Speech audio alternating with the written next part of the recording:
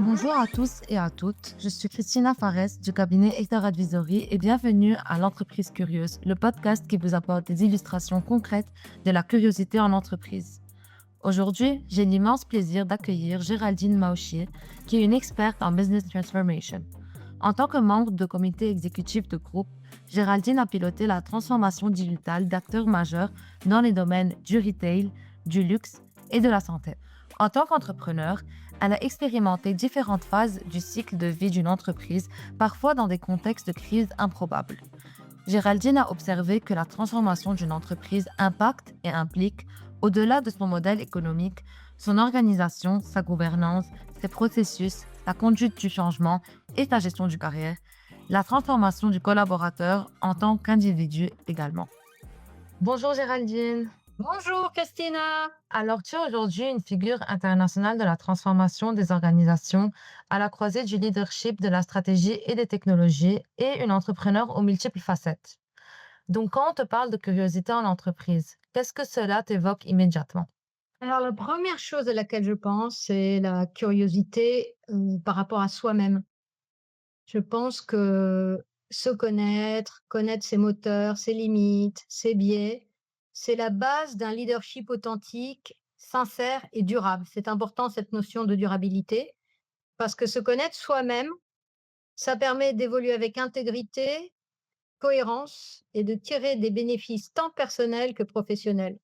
En fait, on est souvent dans une schizophrénie où, dans la vie perso, on est quelqu'un, dans la vie pro, on est quelqu'un d'autre. Parfois, on est tiré vers le haut dans la vie pro, d'autres fois vers la vie perso et dans la vie perso et au final, il y a une, il y a une déconnexion qui se fait et l'être, manque d'intégrité et d'authenticité et d'entièreté. Donc du coup, je pense que la première chose, c'est un se connaître soi-même et être aussi authentique que possible dans son environnement professionnel.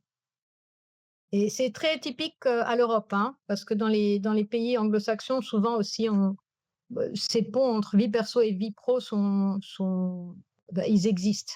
Ils existent déjà depuis un certain temps. Bon, je vais pas développer là-dessus.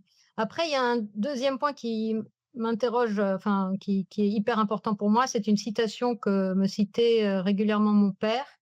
C'est la citation de saint Thomas d'Aquin: «Timeo hominem unius libri». Alors, quand je dis ça, vous avez l'impression que je suis, quelqu'un de très fort en latin. Pas du tout. C'est juste cette citation-là et elle veut dire: «Je crains l'homme d'un seul libre». Ça veut dire quoi? Ça veut dire qu'il faut toujours multiplier les sources d'informations, multiplier les perspectives, et c'est une forme de curiosité et de prudence intellectuelle. Mais c'est aussi existentiel, de jamais s'enfermer dans une vérité unique, de penser différemment, de créer, et ça permet aussi de transformer durablement. Donc ça, c'est une ligne de conduite que j'ai et j'essaye toujours, même si parfois j'ai des opinions qui sont très figées, je la challenge, je vais voir ailleurs, ce que d'autres peuvent penser. Et ce que je recommande par rapport à l'entreprise, c'est une curiosité à 360 degrés. Ça veut dire quoi? D'abord, une curiosité interne. Souvent, quand on recrute, on met les gens en poste, on leur fait une petite formation, voilà un peu de ce job-là, un peu de cette fonction-là, voilà quelle est l'entreprise, sa vision, sa stratégie. Mais c'est pas suffisant, hein. Il faut vraiment, que, que chacun puisse voir de manière opérationnelle l'entièreté de l'entreprise et ça vient dès la prise de poste. Il faut aller sur le terrain, observer les usages, les consommateurs, il faut voir et comprendre comment fonctionnent les opérations, la logistique et en fait, j'ai une super anecdote à ce sujet. Donc moi, j'étais, en tête de transformation digitale d'un groupe, qui avait une très grosse usine de production et puis un jour, je reçois un appel de l'entrepôt et ils me disent: «Mais qu'est-ce qui se passe au e-commerce? On a une, croissance de vente énorme, qu'est-ce qui se passe? Qu'est-ce que vous avez fait?» Je dis: «Bah, rien, je suis au courant de rien là, qu'est-ce qui se passe?» Et puis je vais voir les équipes digitales et puis, ils avaient décidé de cliquer sur un bouton. C'était juste un tout petit bouton avec la souris d'ordinateur et ils cliquent dessus et ils ont fait les livraisons gratuites parce qu'en fait, on était en retard sur notre chiffre d'affaires, tel qu'on avait prévu de le faire pour le mois et ils offrent les livraisons. Mais ça a fait un boost des ventes, donc c'était génial, on a testé un truc, mais ça a fait exploser, le pick, pack and ship, comme on dit en entrepôt et là, bah, c'était assez catastrophique parce qu'il y avait pas non plus les produits, il y avait pas les équipes pour, faire tout ça donc hop, on est allé en entrepôt, on a aidé les équipes logistiques à mettre tout ça en carton et en colis. Et puis, ça a donné vraiment, ça a permis aux experts digitaux de prendre conscience de l'impact de leur action dans l'entreprise. Donc ça, je pense que c'est quelque chose de très important. Et moi, quand j'arrive dans une boîte, à chaque fois, je leur dis: «Je veux tout voir». Ils me disent: «Mais tu as pas besoin, tu es digital». Je dis: «Non». Donc je me bats avec mon président ou mon PDG, je lui dis: «Je veux tout voir».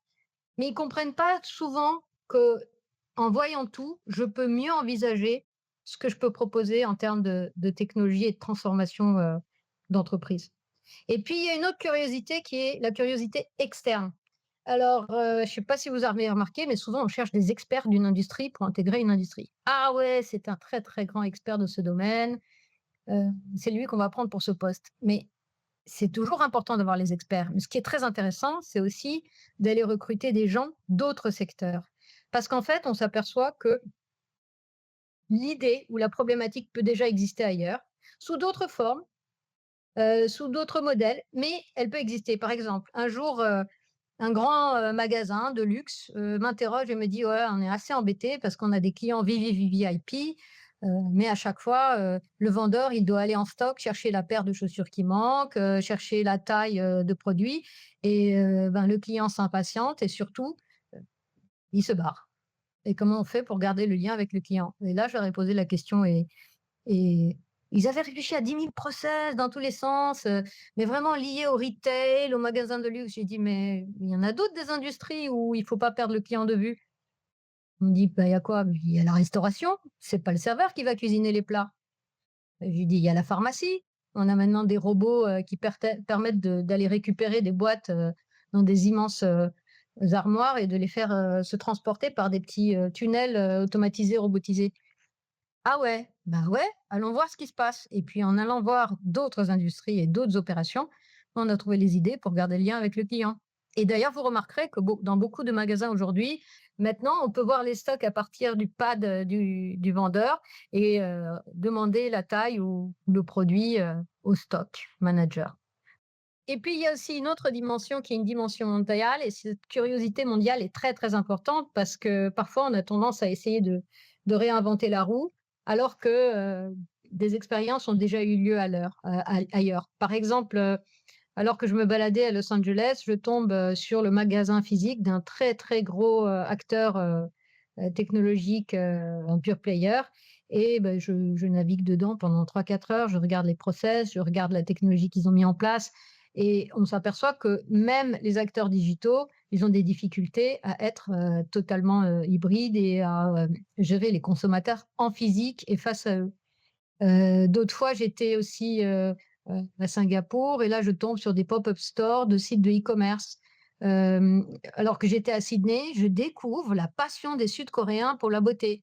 Moi, je savais déjà, d'après les analyses et les benchmarks qu'on peut recevoir, l'appétence des Sud-Coréens pour tout ce qui est produits de beauté, mais là, je l'ai vu de mes yeux et tout ça, c'est des informations qui rentrent, dans le conscient et l'inconscient et qui, le jour où on a besoin, bah, d'innover quelque part, elles sont là. On a des exemples, on sait où aller les chercher.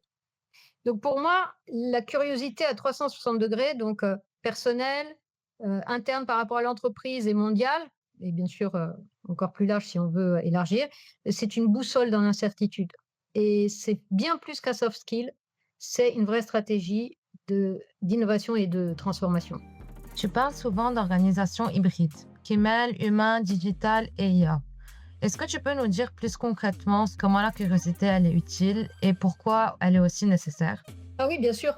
En fait, on oppose souvent la technologie et l'humain, mais en fait, ça n'a plus de sens. Ça n'a vraiment plus de sens.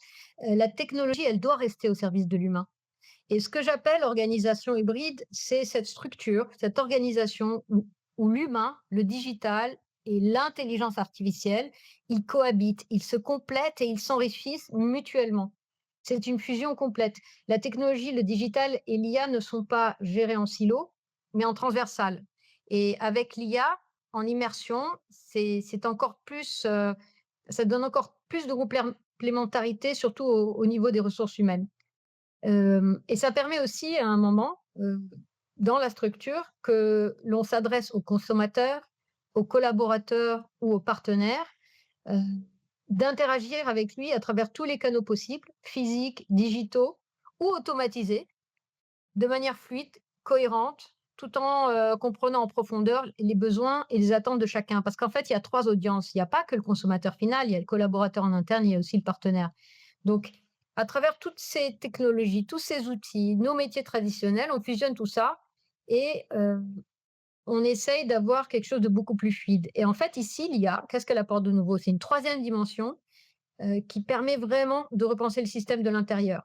Alors, je ne sais pas si vous vous souvenez, je crois que c'était, Steve Jobs qui disait que le smartphone, c'est l'extension, de son bras et ben, moi, je dirais que l'IA, c'est l'extension du cerveau et avec cette intelligence artificielle, on entre dans une nouvelle ère, celle de la symbiose, voilà et pour moi, ça permet vraiment de c'est un genre de réalité augmentée de l'humain.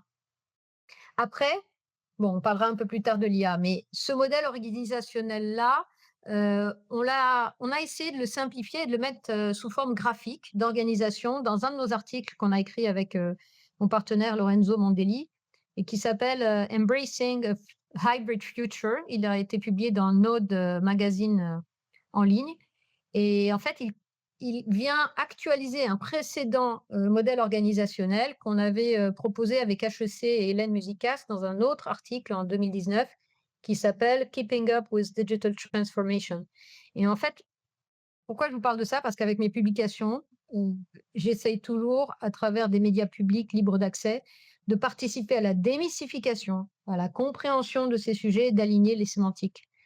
Donc, en publiant dans ce genre de journaux, ce modèle organisationnel, la manière dont on voit l'IA dans cet ensemble, ben, j'espère que les gens et s'ils ont des questions, bien évidemment, ils peuvent me contacter en ligne, mais j'espère que ça permettra de démystifier et et de mieux, se projeter dans les enjeux futurs. Alors, enfin, tu m'as demandé la curiosité, par rapport à tout ça, bah, c'est ça, c'est une survie. Actuellement, c'est une survie, c'est un moteur de création et de transformation et puis, dans ce monde en mutation perpétuelle, la société ne cesse d'évoluer, les environnements, enfin, sans curiosité et sans action, heu, on va où? Et en fait, cette curiosité, ça te permet aussi de se connecter à des mondes qui sont en apparence éloignés. Par exemple, un métier traditionnel avec son équivalent digital ou bien, une intuition humaine avec la logique algorithmique de l'intelligence artificielle. Hem Donc i cette curiosité vraiment, elle est clé. Mais attention, il faut l'action derrière. Sinon, on reste, en béatitude à regarder: «Oh, c'est intéressant, oh, c'est intéressant» et si on le on in bah, enfin, si on le fait pas de ses propres mains ou on le fait pas avec ses propres équipes ou on le fait pas avec son entreprise, bah, ça sert à rien, c'est de la béatitude et on s'arrête là. Donc il faut passer à l'action, il faut tester, il faut essayer comme les startups, elles le font, hein et en fait, c'est aussi un secret, c'est la curiosité accompagnée de l'action. À travers tout ça, il faut des leaders qui soient aussi capables de faire émerger ces organisations plus agiles, donc hybrides, mais aussi curieux, qui passent à l'action aussi, un peu plus entrepreneuriaux. Il y en a beaucoup, hein, déjà. Je vois que tu as aussi écrit un article dans The Economist Impact où tu défends une vision holistique du management et de l'organisation. Interne, externe, KPI et indicateurs qualitatifs, stratégie, culture, émotion, data. Donc, pour toi, comment la curiosité intervient-elle dans la conception de ces modèles hybrides et qu'est-ce qui caractérise un leader curieux dans cet environnement en mutation? Et voilà, on en revient aux leaders. Mais d'abord, je vais répondre à la question, qu'est-ce que c'est que cette vision holistique? J'ai appelé ça comme ça parce qu'en fait, c'est quoi? C'est, on regarde tout, on s'intéresse à tout et c'est une vision 360 de l'entreprise. C'est-à-dire que tout ce qui se passe en interne et en externe sont intéressants. Alors tu vas me dire: «On peut pas tout faire, on peut pas tout apprendre, peut pas tout regarder». C'est vrai. Mais, heu, aujourd'hui, on peut plus piloter déconnecté de son industrie, du monde qui nous entoure. On peut plus manager en silo, ben, stratégie d'un côté, culture de l'autre, data dans un coin, émotion gestion des émotions ailleurs. Tout est lié, en fait et une des raisons pour lesquelles tout est lié, c'est qu'il y a un fil conducteur principal qui est l'humain. Et en fait, plus exactement, le consommateur, qui est l'humain qui va acheter ou non nos services ou nos produits au final, ben, en fait, c'est qui? c'est simplement le collaborateur qui est dans l'entreprise elle-même. Et en fait, on oublie parfois que, heu, le consommateur qu'on observe et pour lequel on achète des études de comportement et cetera, c'est qui d'autre? C'est déjà il est chez nous, il est dans notre entreprise. Donc cette vision holistique permet de se rappeler que, on a un environnement vivant autour de nous, mmh, qui est interne et externe, et qu'en interne, on a le vivier principal qui est, notre collaborateur, qui est notre consommateur premier. Et hem et du coup, la curiosité dans tout ça, qu'est-ce qu'elle apporte? C'est un genre d'outil d'architecture, parce qu'elle va obliger à élargir le regard. Elle, lie des dimensions qui ne se parlent pas. Par exemple, ce qui est intéressant, c'est quand on regarde, les entrepreneurs. Au début, quand ils créent leur entreprise, ils ont l'œil partout. Ils sont connectés à toutes les possibilités de financer leur entreprise, à tous les tissus économiques, ils regardent tous les types de consommateurs. Mais c'est cette vision-là qu'on perd au fur et à mesure qu'on pilote les entreprises. Et alors, elle est pas difficile, elle est difficile justement à conserver, mais elle est clé. Et elle pousse aussi et cette curiosité aussi que l'on a, en permanence, elle, pousse à se poser les questions du style, «Mais qu'est-ce qui n'a pas été dit? Qu'est-ce que je ne sais pas? Qu'est-ce que je n'ai pas encore exploré?» et cetera. Et ça permet de dévoiler aussi des tensions et des angles morts qu'on ne voit pas. Et en fait, on parle du leader. Le leader curieux, c'est quoi? C'est un manager hybride, holistique, audacieux et humaniste. Donc c'est tous les éléments que j'ai cités avant. Et je détaille ce profil et cette figure du leadership moderne dans mon article, qui est paru dans The Economist Impact, et qui est Will the New Normal See the Advent of Novel Leadership and Hybrid Organization? C'est ben, le leadership moderne, en fait. C'est quel est le profil du leader moderne, pour gérer ces organisations hybrides et à quoi elles correspondent. Et en fait, qu'est-ce que j'essaye de recommander? Bien évidemment, hein, tout ça, c'est par rapport à moi-même, à mon expérience, hein. C'est, après à chacun de prendre, ce que je recommande ou ce que j'ai observé, et de décider si oui ou non c'est pertinent ou pas. Mais en ce qui me concerne, hem, j'ai beaucoup observé que les leaders qui vraiment arrivent à embarquer l'organisation et à vraiment, heu, comprendre un maximum de choses, c'est ceux qui ont une vision holistique du management. Alors oui, il y a les KPI, les indicateurs de performance quantitative. Oui, il y a l'EBITDA, qui est donc, la performance de l'entreprise, mais il y a aussi tous les indicateurs qualitatifs qu'on ne regarde pas assez. Et même en comité de direction, parfois, on se retrouve à parler de chiffres, mais il est où l'humain dans tout ça? Et quand je parle de l'humain, je parle de la satisfaction du client, comme de la satisfaction du collaborateur, comme de la fluidité des relations avec les partenaires. Le qualitatif est clé, et d'ailleurs, avec l'IA, il va être émancipé. Donc, quand je décris ce leadership, hybride, audacieux, humaniste, il conjugue en fait une pensée stratégique, une culture technologique, une compréhension des enjeux humains et aussi une ouverture du changement. En fait, c'est un chef d'orchestre, et c'est un chef d'orchestre qui s'intéresse à tout et profondément à l'humain. Il se projette. Et en fait, il y a aussi quelque chose de très intéressant, c'est quand on regarde les family business ou les aventures entrepreneuriales ou les entreprises qui pilotent enfin les chefs d'entreprise ou les directeurs qui pilotent l'entreprise avec une vision long terme, on s'aperçoit que c'est un peu plus rassurant pour les collaborateurs, et puis ça permet vraiment l'innovation et la curiosité. Géraldine, tu évoques souvent l'idée que la transformation commence par l'humain. Donc, comment concilies-tu cette conviction avec les grands enjeux d'innovation technologique que tu pilotes? Souvent, on fait des projets, technologiques. Et puis, on regarde et puis il plafonne. Pourquoi il plafonne? Pourquoi ça s'arrête là? Pourquoi on va pas plus loin? Qu'est-ce qu'on peut faire de plus? Et on arrive au «so what?» Mais pourquoi on a fait ça? Ah, parce que c'était nice to have, sympa à avoir, parce qu'il fallait le faire, parce que c'est le cours de l'histoire.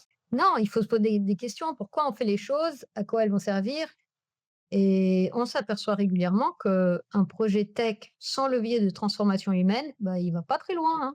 Il va pas très loin. C'est pour ça qu'on est passé de la digitalisation à la transformation digitale. C'est pour ça qu'on va passer de l'IA à la transformation par l'IA. Moi, je croise souvent des boîtes, tech, des startups dans les salons. Mais d'un salon à l'autre, qu'est-ce qu'on observe?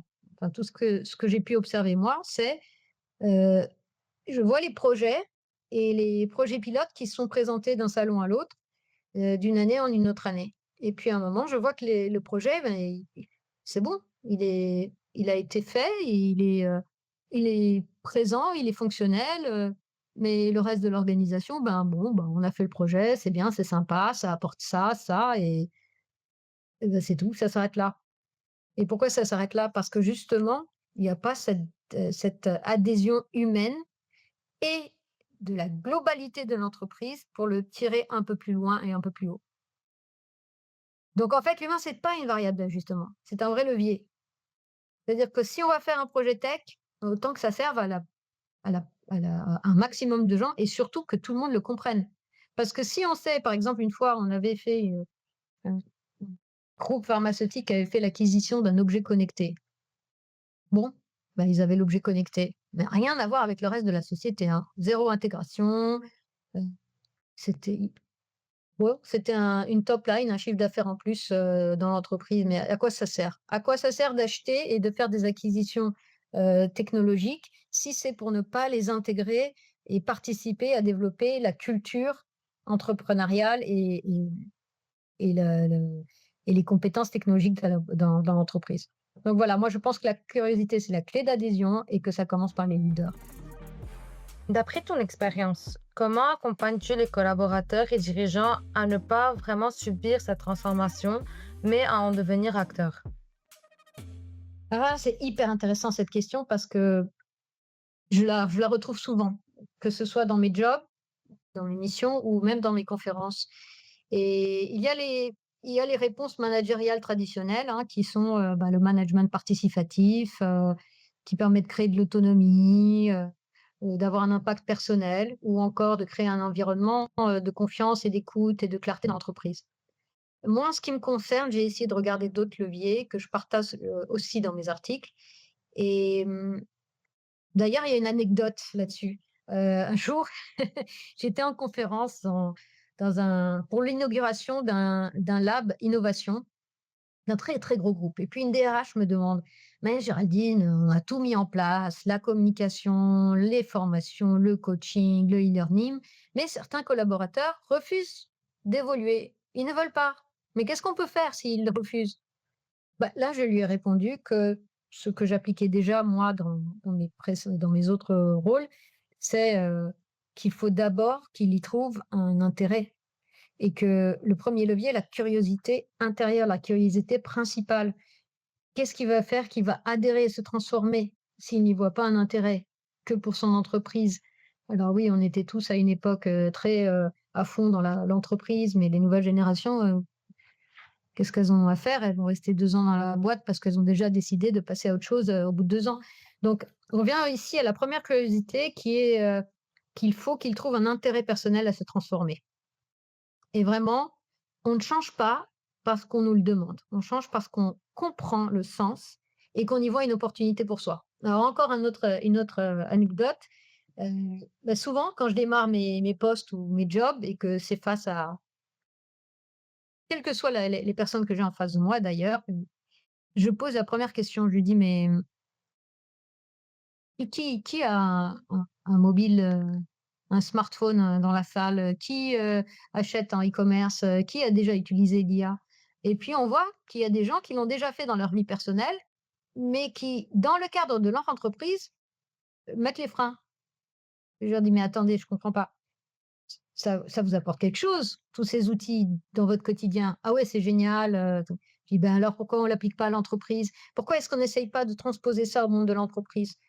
et et du coup, ben là, ils réfléchissent. Ils se disent: «C'est vrai, en fait, si je maîtrisais un petit peu plus tout ça et que je pouvais l'appliquer à mon entreprise, à ses produits, à ses services, eh bien, peut-être que ça me permettrait aussi de mieux comprendre, mes intérêts personnels, de gestion enfin, ça me permettrait de sécuriser ma carrière, de sécuriser ma retraite, de mieux comprendre mes enfants qui, eux, vont aller 1000 fois plus vite parce que quand bien même j'utilise un smartphone à la maison ou ChatGPT, les enfants, ils sont déjà beaucoup plus loin.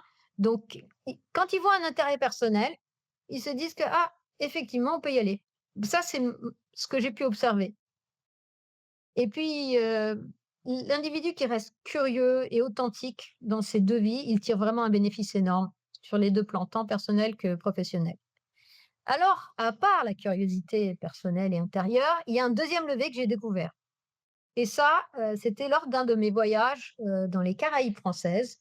Je tombe sur de jeunes entrepreneurs de cette nouvelle génération et qui, eux, avaient des difficultés à donner du sens à leur carrière.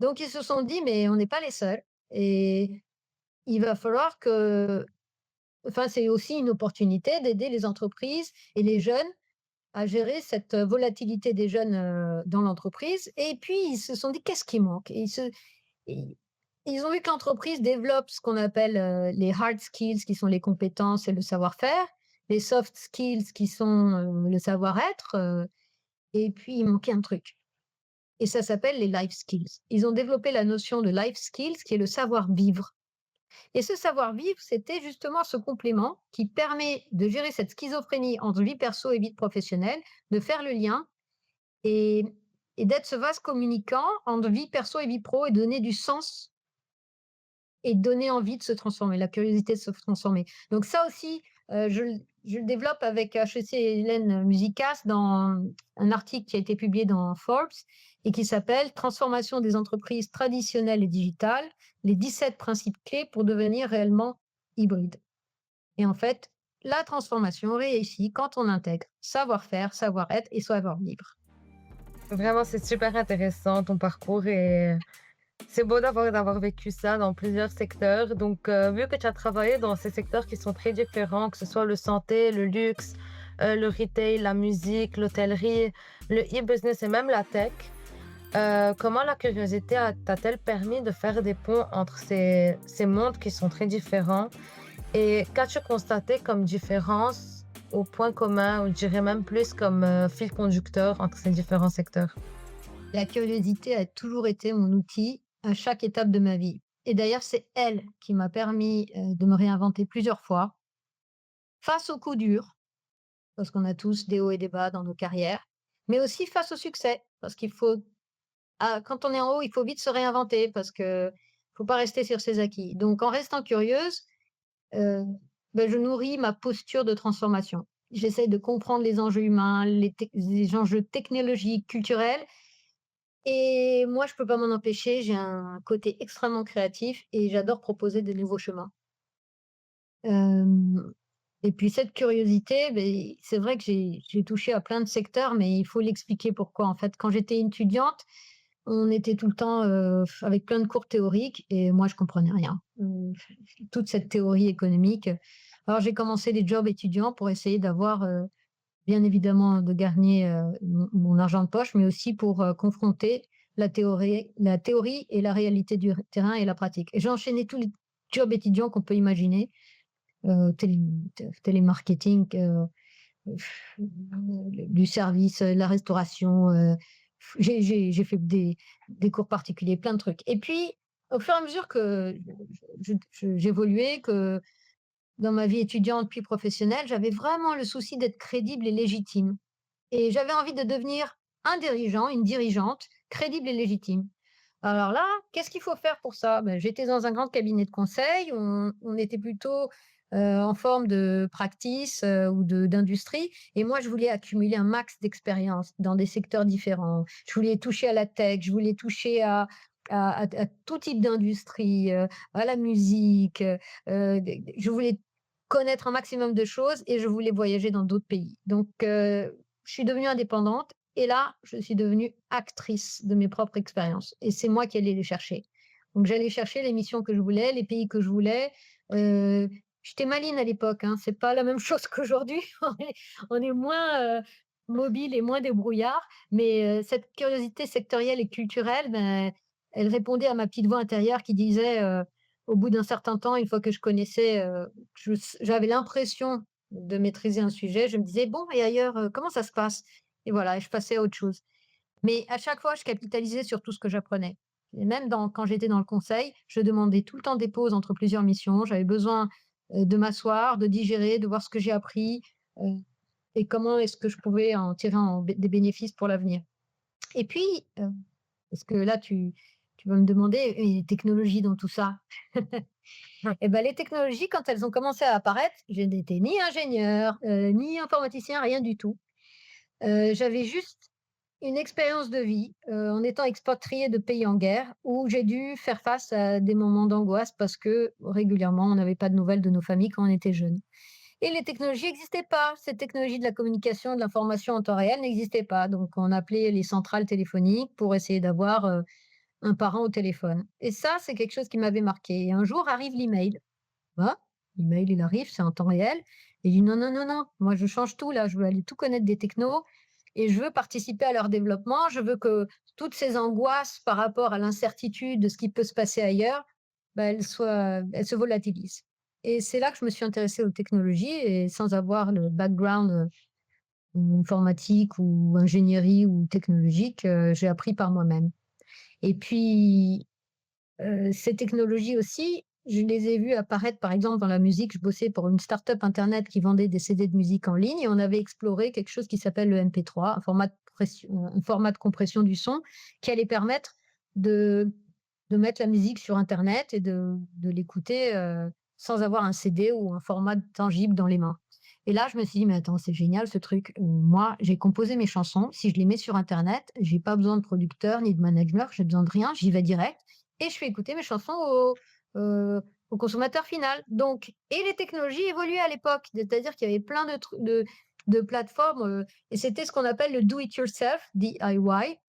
Et là, j'ai commencé à m'y mettre. Allez, on fait sa musique tout seul, on fait son marketing tout seul, on fait sa distribution numérique. Au fur et à mesure, les plateformes se sont professionnalisées, les flux financiers, les métadonnées, les flux, les copyrights, tout ça, ça s'est mis en place et ça m'a permis de développer à travers ce lab innovation, une activité qui me donnait un équilibre émotionnel, un équilibre créatif, mais en même temps me permettait de vraiment aller voir de plus près, ces technologies-là et ce modèle de direct to fan, direct to consumer.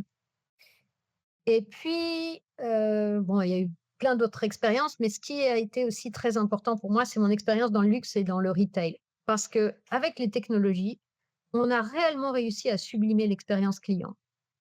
Par la personnalisation, par la fluidité, par les émotions, par le storytelling, par la transparence qu'on avait sur nos produits, la capacité qu'on avait à répondre aux clients exigeants de produits de luxe, la qualité, avec laquelle il fallait interagir avec eux et cetera. C'était génial parce qu'on offrait non seulement une valeur économique, mais aussi une valeur émotionnelle et rationnelle et relationnelle, pardon.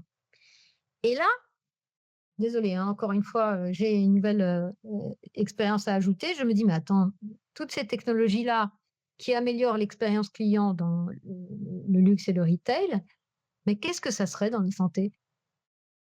Et ben, je me suis dit: «Mais tu imagines si on avait un peu plus de transparence, si on était capable d'interagir avec, celui qui a produit telle ou telle, vitamine, celui qui nous a fait, tel ou tel médicament, enfin, ce serait génial, si on pouvait interagir et comprendre et pouvoir, apporter, l'information sur les, routines, sur les posologies et cetera. Et donc je me suis dit: «Ah, bingo, c'est dans la santé que j'ai envie d'aller» et j'avais envie de porter cette, cette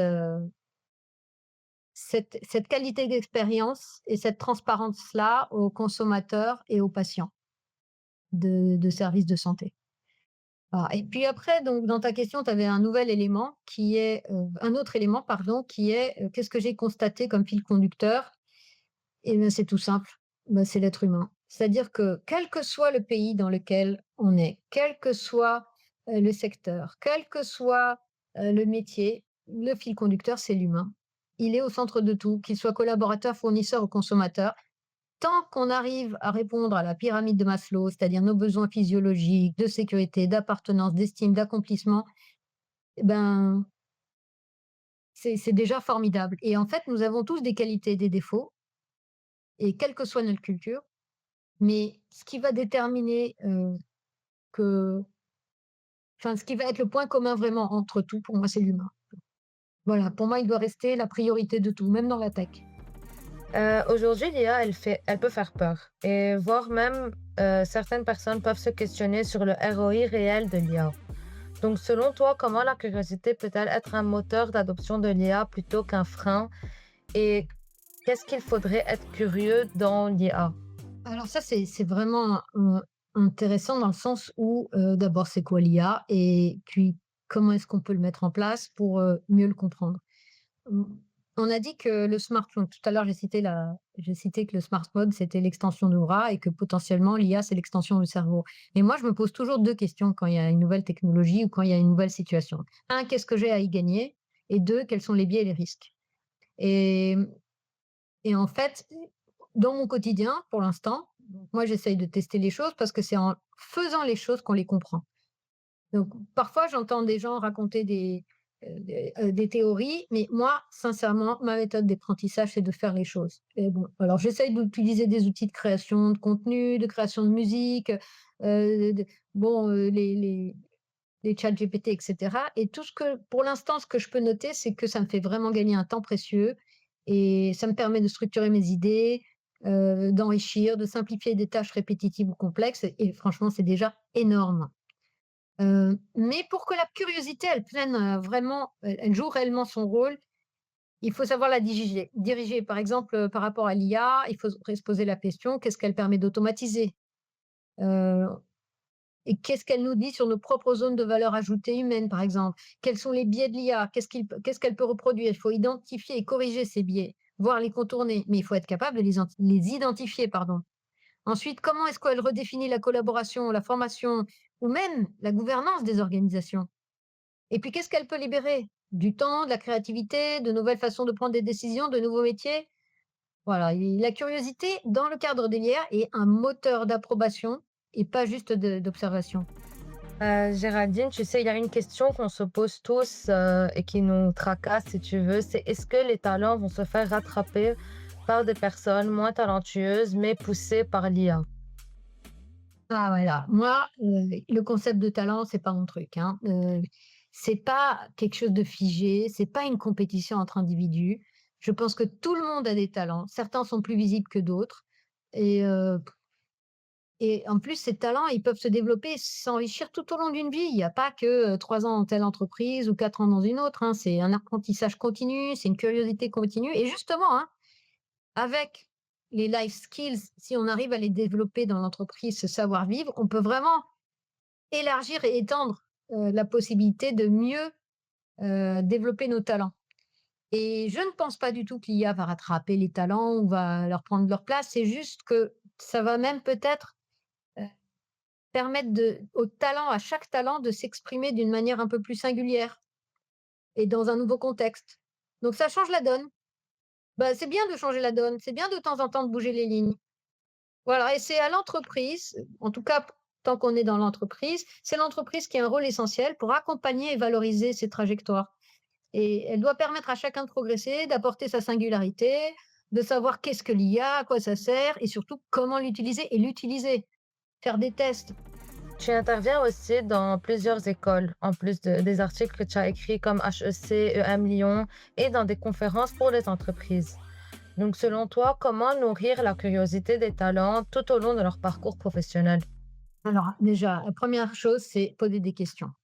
J'ai trop vu de gens, bloqués, ou ne pas, heu, aller de l'avant en posant des questions. Parce qu'ils ont peur du jugement, parce que, on n'aime pas s'exposer, et pourtant, et en plus, parfois, quand on a la sensation de poser une question que certains peuvent penser bête et qu'il y a des moqueries derrière, ben, c'est bloquant. Mais non, en fait, les moqueries, c'est parce que certains n'osent pas poser la même question ou parce qu'ils ils regardent la réponse d'un seul angle. Mais il y a des tonnes de réponses à une même question. Enfin, donc il faut poser des questions, il faut y aller.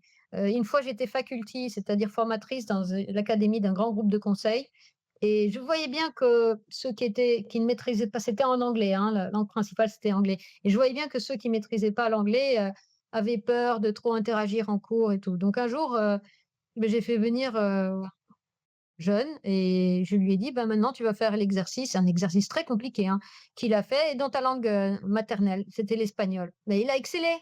Il a excellé, et ça avait été génial parce que ça a permis de déconstruire beaucoup de préjugés, surtout aux yeux de ceux qui ne parlaient que l'anglais. Donc il faut oser dans la vie. Il faut pas avoir peur du regard des autres, il faut poser des questions. Il faut pas avoir peur de l'échec parce qu'on est tous en situation de succès et d'échec dans nos vies. Donc voilà, moi j'ai donc si je devrais résumer, les piliers que vraiment je recommande, c'est un, la curiosité personnelle, moteur fondamental de tout apprentissage durable. L'auto-apprentissage, il faut y aller. Il y a pas que on ne doit pas dépendre que de l'entreprise, que de nos parents, que de l'éducation. Il faut y aller, il faut apprendre par soi-même, faire des choses par ses propres mains, prendre du temps pour ça, apprendre par soi-même.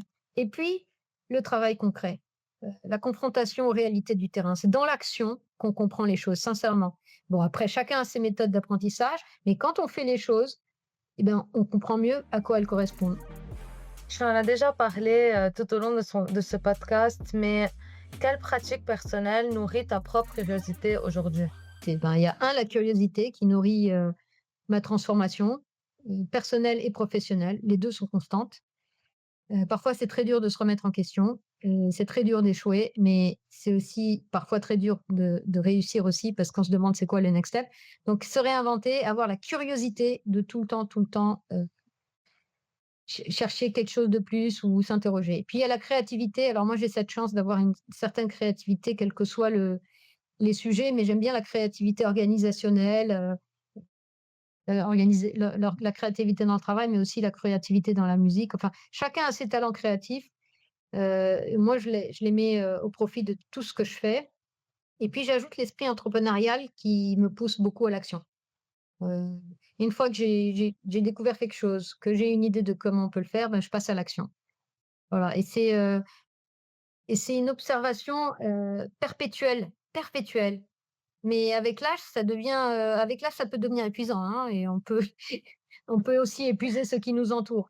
Mais on apprend à se canaliser au fur et à mesure et puis ce que j'aime faire aussi, ben, si on regarde un peu plus, c'est je voyage dès que possible et à chacun de mes voyages, ben, je m'efforce pas uniquement de passer, du temps de loisir, hein, ou du temps culturel à découvrir la culture de l'autre. Non, si j'ai fait un voyage qui m'a coûté je ne sais combien et que je suis à l'autre bout du monde, ben, j'observe aussi tous les sujets métiers, le retail, la santé, la tech, le e-commerce, les applications mobiles. Je vous ai donné l'exemple, des magasins, physiques de pure players, digitaux, des États-Unis ou d'Asie, ben, je prends toujours le temps d'aller observer toutes ces choses-là et je fais un max de photos et de vidéos qui un jour me servent soit en conférence, et si c'est ça me permet ou dans les articles.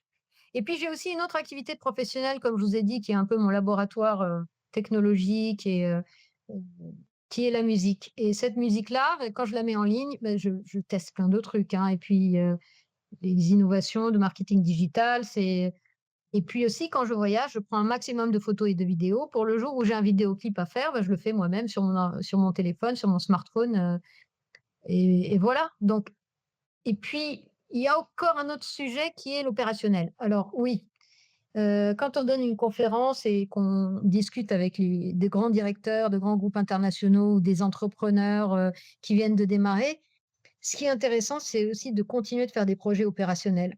Parce qu'avoir les mains dans le cambouis, c'est le meilleur moyen de donner de la légitimité, de la crédibilité, de la connaissance, dans tout ce qu'on peut dire.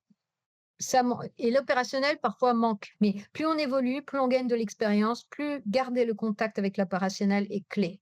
Et puis d'ailleurs, si vous voulez voir, j'ai toujours 3 hashtags qui me suivent, c'est hashtag make it happen, donc il faut y aller, il faut faire les choses, il faut oser. J'ai un hashtag qui est botox your brain, qui là, permet de ré enfin voilà, c'est garder toujours une certaine jeunesse et vivacité d'esprit grâce à cette curiosité. Et il y a le hashtag agility is an attitude qui est, l'agilité, c'est soi-même qui la décidons. C'est pas uniquement, les process d'une entreprise ou la méthodologie. Il faut être agile, il faut naviguer dans tout type d'eau et il faut y aller. On arrive à la fin de notre podcast, mais avant de se dire au revoir, j'aimerais bien savoir si tu avais un ou une invitée à me recommander pour un prochain épisode d'Entreprise Curieuse que tu aimerais écouter sur cette plateforme. Alors il y a beaucoup, beaucoup de gens que j'aime bien écouter. Il y en a beaucoup qui de plusieurs pays différents, mais là, ce que je recommanderais, c'est Lorenzo Mandelli qui est, partenaire avec qui on collabore et qui a vraiment une vision extrêmement disruptive, une créativité hors norme et une curiosité insatiable. Et une énergie, tu vas voir, en plus, il a plusieurs cultures et c'est quelqu'un de particulièrement intéressant à écouter et très inspirant. C'est noté. Merci beaucoup, Géraldine, Bah, pour c'est moi cet qui te entretien. remercie. Merci pour ces super questions, c'était vraiment génial.